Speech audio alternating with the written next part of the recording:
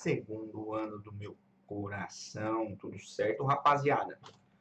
Vamos lá então, vamos fazer aquela aula expositiva marota. Bora lá. Vou fazer essa aula aqui com uma revisão, certo, rapaziada? Revisão do que a gente viu lá no começo do trimestre. Então prestem bastante atenção, por favor, se concentrem. E vamos nessa aqui, tá bom a beça. Vamos relembrar o conceito de definição de força. Tá lá, é tudo que deforma, acelera um corpo sobre o qual atua. Deformou, fez o corpo parar a velocidade, diminuiu a velocidade, fez o corpo aumentar a velocidade, é uma força.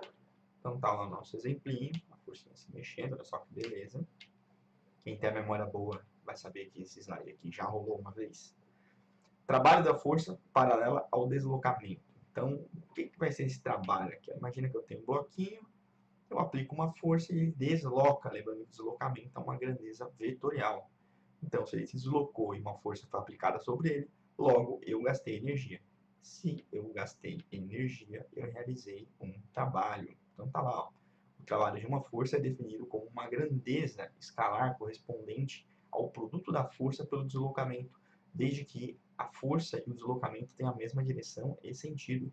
Ou seja, o deslocamento é vetorial, a força é vetorial, mas o trabalho é escalar. Nós queremos saber apenas o valor dele. Certo, moçada? Ali um defeito especial, coisa linda, né? Em que F é a força, D é o deslocamento e tal, lembrando tal, é o trabalho. Se eu não me engano, na apostila está com Mi. Lembra do Mi? Aquele Uzinho deformado? Então, beleza. Vamos lá, sistema internacional. A força é medida em newtons, o deslocamento é medido em metros e o trabalho é medido em joules. Tipos de trabalho. Trabalho motor. É quando a força e o deslocamento têm a mesma direção e sentido. O trabalho é um número positivo. Lembra, motor é um negócio meio que você liga e ele vai sozinho, né? Então, se eu soltar uma garrafa, ela meio que cai sozinha. Ou seja, a força e o deslocamento vai ter a mesma direção. Que força, professor? Força gravitacional, óbvio, faz a garrafa cair, certo? Então, o tal vai ser maior que zero, ou mi, ou h, ou sei lá o que, depende de como está na apostila. Então, ali temos a força F, temos um deslocamento, olha só que belezinha, tá lá, manjado, né? Ali, ó, vou voltar, ó, pá, força, deslocamento, gastei uma energia, trabalho motor. Trabalho resistente, olha só o nome do negócio, resistente, ou seja, ele resiste, é quando a força e o deslocamento têm a mesma direção, ou seja, a mesma linha, mas sentidos são contrários. Então, o trabalho é um número negativo. Então, tá lá o trabalho resistente. Ó. Esse cara quer empurrar, mas ele não consegue empurrar o caminhãozinho. Mais uma vez, ele vai tentar empurrar. E ele não conseguiu. Ou seja, o deslocamento e a força têm a mesma direção, percebe? Porém, o sentido é oposto. Enquanto esse cara quer empurrar para lá, o caminhão vem para cá. Olha só a nossa bonequinha aí. Vamos dar um exemplo. Um garoto empurra uma cômoda durante um certo intervalo de tempo e consegue deslocá-la por 5 metros, sabendo que a força aplicada tem módulo de 20 newtons e foi aplicada na mesma direção e sentido do deslocamento.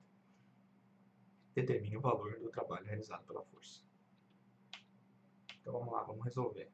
Esse negócio que parece um armário de padeiro. Temos o jovem ali tentando empurrar. Olha lá, ele conseguiu, que belezinha. Deslocamento, força, logo trabalho. Multiplico, sem medo de ser feliz, 100 joules. Outro exemplo. Um homem tenta deter a descida de um carro em uma rampa e aplica uma força de 100 newtons na mesma direção dessa rampa, mas no sentido contrário ao da descida. Como o carro continua descendo por 8 metros, determine o valor do trabalho realizado pela força. Então, está lá o jovem, não conseguiu. Ele tinha uma força, mas não deu certo. O deslocamento foi para o outro lado. Então, isso daí é um trabalho resistente. Se ele é resistente, o tal vai dar negativo. Sem muito mistério. Força vezes deslocamento, ali. Olha só um defeito especial, que beleza. Vamos lá. Trabalho da força não paralela ao deslocamento. Agora imagine uma força constante F, que forma um ângulo θ em relação ao sentido do deslocamento D de um corpo. Então tá lá, ó. Agora quando formar ângulo, a gente vai querer saber a força resultante. Lembrem-se do Fx e Fy aqui, ó. Olha só, Deixa eu fazer um negócio massa aqui. Ó, Fx e Fy. Aqui é o nosso Fy, ó. Nossa senhora. Fy. Vou deixar grandão aqui, ó. E aqui é o Fx, ó. Olha só que belezinha. O que interessa pra gente é o Fx. Então, ele é o cateto adjacente desse ângulo θ. Ele é o cateto adjacente. Faço as manipulações algébricas. Vou chegar a F cosseno de θ. Olha o defeito especial, que beleza. Certo, rapaziadinha? Vamos lá mais um exemplo. Durante o trabalho em um armazém, um homem puxa um caixote com uma força de 200 newtons, que forma um ângulo de 60 graus com horizontal, direção na qual ocorre o deslocamento de 10 metros. Determina o trabalho realizado pela força aplicada pelo homem. Vamos lá, vamos resolver. Olha lá, o tiozinho com o joelho torto, lembra, pessoal? O joelhinho do cara torto. Força F, ângulo de 60 graus. Aplico na fórmula, sem muito mistério. Quer dizer, uma força de 200 newtons, o bloco deslocou 10 metros, o ângulo de 60 graus. Lembrem-se que é a nossa Fx que interessa, então ela é o cateto adjacente. Lembrem-se do soca-toa também, que é bem importante. Tá? Se não lembra da fórmula, né? Trabalho de uma força variável. Então, olha só, força variável, como o próprio nome diz, a força está o quê? Variando. Olha só que beleza. Então, a força está mudando o seu valor aqui, ó. A força aqui, no caso, está aumentando, né? E aumentando ainda com uma função aí de primeiro grau. Mas em cada instante de tempo, a força está mudando. Então, eu não consigo aplicar na fórmula. Eu preciso calcular sempre a área embaixo do gráfico. A área, essa áreazinha aqui que está pintada, ó, certo? Preciso dessa área aqui embaixo do gráfico. Olha só que legal. Então, tá lá, ó, área pintada de laranja numericamente igual ao trabalho da força F. Exemplinho. A nossa boneca estranha. Mais uma dançada dela. O gráfico da figura mostra a variação da intensidade da força F que atua sobre um corpo paralelamente à sua trajetória, em função do espaço percorrido D. Qual é o trabalho em joules realizado pela força quando o corpo vai de 2 para 6 metros? Então tá lá, ó. Tá lá, sumiu o negócio, tá aqui, apareceu. Então, olha só, aqui você tem o deslocamento de 2 a 6 metros, e aqui você tem as forças respectivas. É uma coordenada aqui, né? 4 para 2, 12 para 6, olha só. Então, você tem aqui esses valores. Ele quer saber exatamente essa área aqui embaixo, né? O trabalho nesse intervalo de deslocamento e nesse intervalo de força.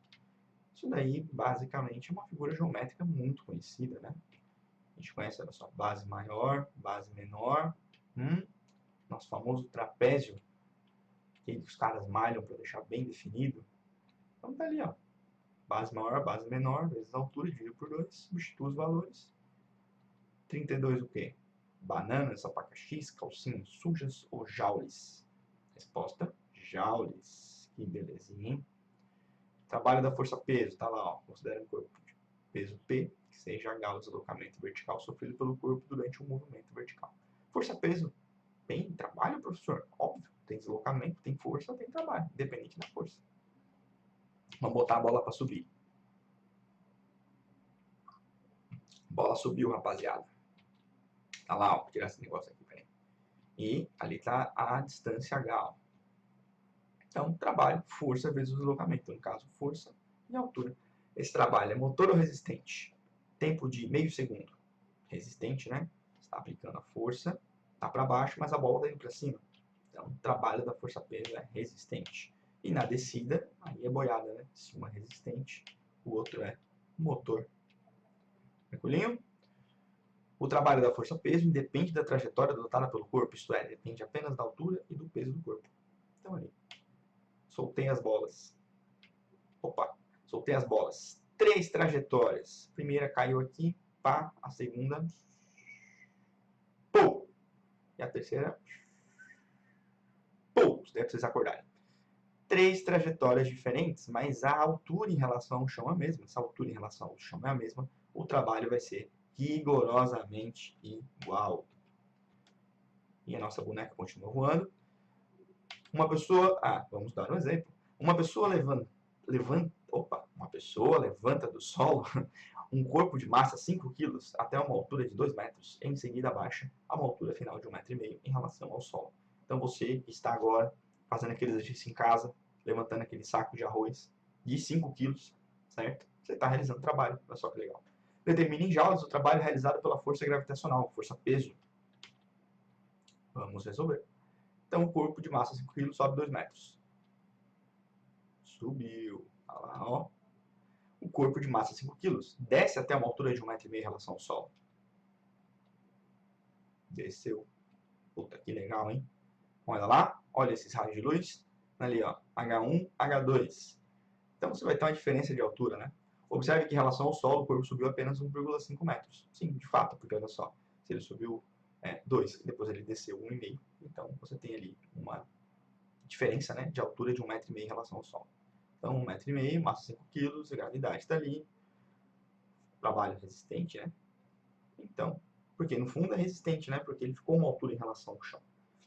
Peso igual a massa vezes a aceleração da gravidade, então substitui ali. Substitui os valores e chego a 75 joules. Trabalho de uma força elástica. Observe que quando uma mola sofre deformações em regime elástico, aplicando-se uma força F, surge uma força elástica Fel, em sentido oposto, que tende a trazer a mola à sua posição inicial de repouso. Então vamos lá. Olha lá, as molas, esse daí é meu Fel. Ó.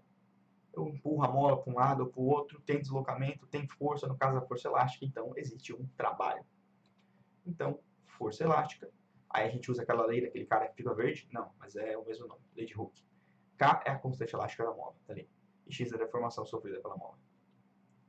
Para calcular o trabalho da força elástica, usaremos o gráfico da força elástica Fel em função da deformação X. Então, já vimos isso, né, estimados? A área embaixo do gráfico é o nosso trabalho. Base vezes altura dividido por 2. Em que a base? A base é x, a altura é k vezes x, porque é o correspondente na força elástica, sobre 2. E assim a gente consegue deduzir a fórmula. Então, o trabalho da força elástica é igual a constante da mola vezes o deslocamento ao quadrado dividido por 2. Certo? Puta, muito fácil, hein? Muito fácil. Ah, e mais ou menos é no questão do motor, o resistente, enfim. Observação 1. O trabalho da força elástica é positivo quando a mola está voltando para a posição inicial, pois o deslocamento da deformação e a força elástica têm a mesma direção e sentido. Aquele princípio do trabalho motor resistente, tá? O trabalho da força elástica é negativo quando a mola está sendo deformada, pois o deslocamento da deformação x e a força elástica têm a mesma direção e sentidos opostos. Aí mais um exemplo. Nossa, boneca estranha, dá mais um pulo. Um corpo de massa 4 kg está apoiado em um plano horizontal liso e comprime a mola em 20 centímetros. A mola tem constante elástica de 1.200 newtons por metro. E liberada, distende e empurra o corpo. Determina o trabalho da força elástica quando a mola se encontra comprimida. Então vamos resolver. Tá lá, ó. As deformações. Ali está o x. Constante da mola. Substitui. Puta, muito fácil, hein? Faz as continhas e dá menos 24 joules, defeito especial. E é isso daí. Muitíssimo obrigado pela atenção. Fiquem com Deus e precisando, estamos na área. Valeu, falou!